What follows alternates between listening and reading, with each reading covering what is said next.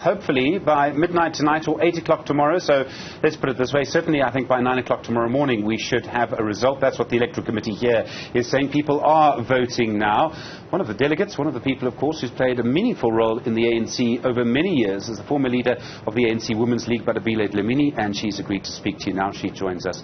Ma'am, good afternoon to you, and thank you for your time. You've been to many conferences. How are you finding this conference? Thank you, Stephen, and good afternoon to your viewers.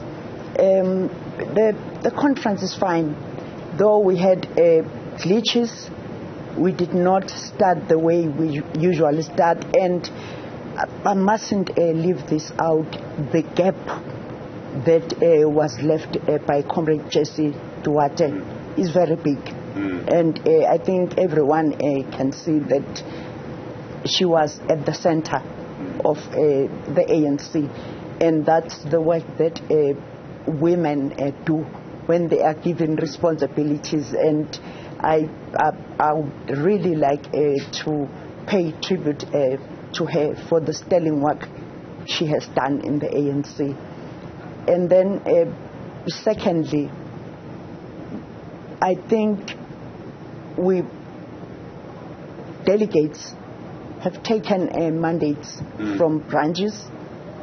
One other thing is that they've been raising issues fearlessly, but there is a little tension that you must see when there are more new young cadres that are vibrant and fearless, that raised issues at a conference, which brings life into the organization. Issues might be brought up, some of them negatively, but that is a new life that is coming to the organization, and that is the energy that we have to focus on and harness if we want a strong organization. And they raise issues about their communities. They don't raise issues about themselves. What is at the center in their lives is what is happening at a community level. How are you seeing the balance of power at the moment? Who do you think is going to win? You would have seen the nominations. You would have seen what happened yesterday. Do you think it's going to be Dr. Mkhize who walks away with the leadership? I support Dr. Mkhize because I know him. We're from one place. He worked with Comrade Harry Gwala and a cadre of Mkhonto Wesizwe, a medical doctor that made a sacrifice and decided to go and fight. Dr. Mkhize completed his degree and then went out of the country to join Mkhonto Wesizwe. So I have confidence in him, but also we've been working with him towards this conference, and we've brought him to very difficult meetings where there were other comrades that were standing as presidents. He did not have an ego.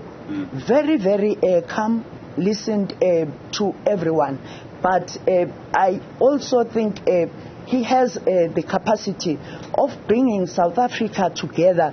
And that is what I think the generation of Nelson Mandela, Oliver Tambo, Winnie Mandela wanted to see in South Africa, bringing South Africa together and changing the quality of lives of the people. This is an election which is, it's very important to the ANC, it's very important to the country, and it's ahead of a very important election for the country in 2024. And the obvious question about Dr. Mkhize is digital vibes and the money that went to his former personal assistant, and the obvious question to President Ramaphosa is pala pala, right? Does it worry you that the two candidates for the position of leader of the ANC have these things? Digital vibes, pala pala. I realize that there aren't criminal charges. I realize all of that. But it can't be good for the party to have this. I think what is outstanding about him is that he resigned from government and asked to be given an opportunity to look into his issues. but also Parliament looked into his issue, and also he has been challenging all state institutions to come up with charges, if there are charges. So that in itself says he is someone who wants or who is prepared to account, because one of the challenges we are having, and one important thing that we have not been looking into, is accountability. So that's true, but it's also true that he resigned just hours before a cabinet reshuffle where he would probably have been fired. So is a few hours of resignation really that important? I mean, isn't it a cost-free resignation? I mean, you're not the only one who says that. A lot of people say that. But I mean, he lost the ministerial office for a few hours. You know, he would have been fired. I did not know about that. Come on. It means you had maybe you have information. I want to be honest. You know me. I'm very open. I did not know about that. But I think one other thing that there are many things that I think are important about him. He is going to be able to take the country forward. He is one person that you can contest issues, have a very hot debate with, but he will not have a negative attitude towards you. He will not fight you for that. We have contested issues of women with him, but he is able to work. We are able to work together thereafter. Does not feel threatened by people that raise contentious issues. So South Africa needs someone like that, but also someone who has a listening ear. Ma'am, it's been a difficult week for you personally.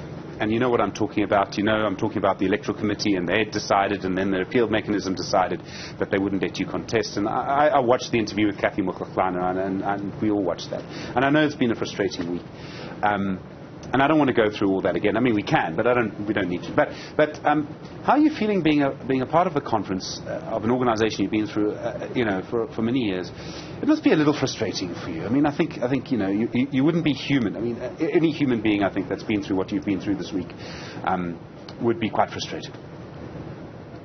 At the beginning, I was very angry. I can see.